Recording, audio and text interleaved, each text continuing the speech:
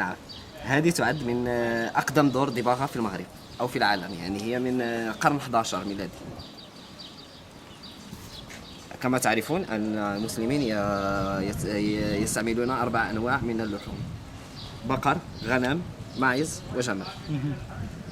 هناك مكان فين يذبح، نقولوا احنا بطوار، فين يذبح الحيوانات. من بعد نأتي بالجلود، اللحوم تفرق على الجزارين، ومن بعد نأتي بالجلود إلى هنا.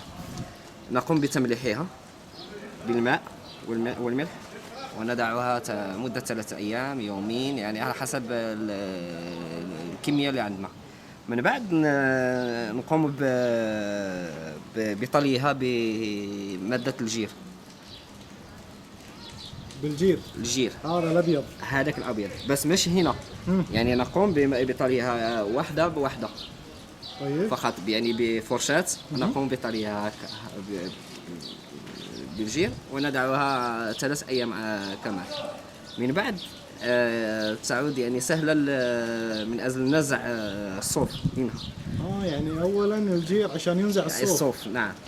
لما ننزع الصوف نقوم بوضعها في هذه كما نقولوا احنا الأحواض المليئة بزق الحمام، مادة الجير والماء.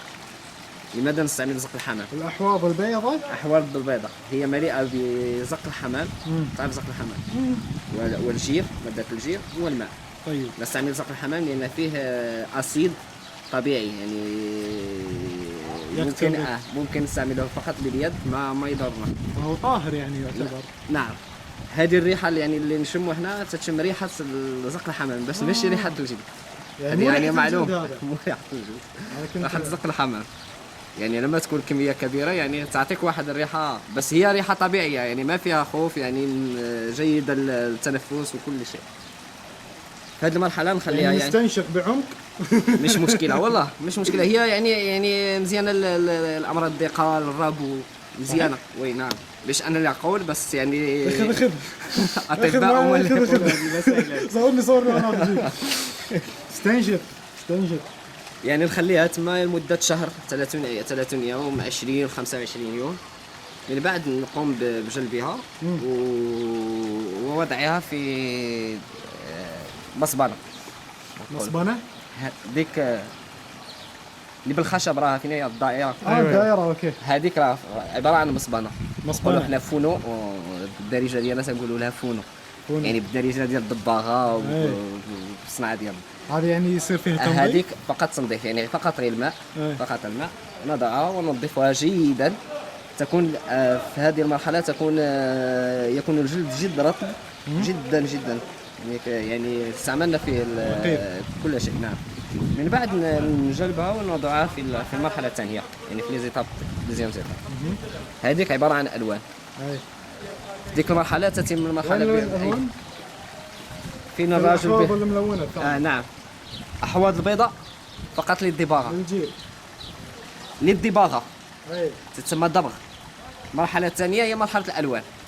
هي في الكوتي الثاني. يعني بعد الدباغة الصباغة. هذه المرحلة نقوم بالصباغة. نعم. كذلك تقوم ب30 يوما. تضع في الأحواض، أحواض الألوان. نعم. بعدين لما تصير يعني يشرب اللون مزيان ويشرب الجلد اللون مزيان، ما يصير انه يطلق ولا شي حاجه ولا يخرج، يعني تجلبها وتضع تجفيف. طيب هذا الصوف اللي على هذاك الصوف، يعني صوف هذاك نقولوا احنا الصوف الميت، الصوفه ميته. شنو الفائده انه يكون هذاك فقط يعني للتجفيف، نجففه. من بعدين يعني نقوم ببيعه عشان نقوم بملء يعني يرد يستخدم هذا. يعني نعم. المخاد. نعم. للتحشير. نعم. وفي صوف آخر، هو صوف كنقولوا احنا الصوف الحي، الصوفة الحية. أي هو؟ مش هنا. مو موجود هنا؟ الصوفة الحية يعني تكون عند الحيوان هو مازال عايش، بس يقوم بغزه، يعني كما هذيك الصوفة نستعملها من أجل الزرابي، الخيط، الملابس، لأي شيء. هذيك تسمى الصوف الحية، هذه الصوفة الميتة. يعني صوف للحياة. نعم.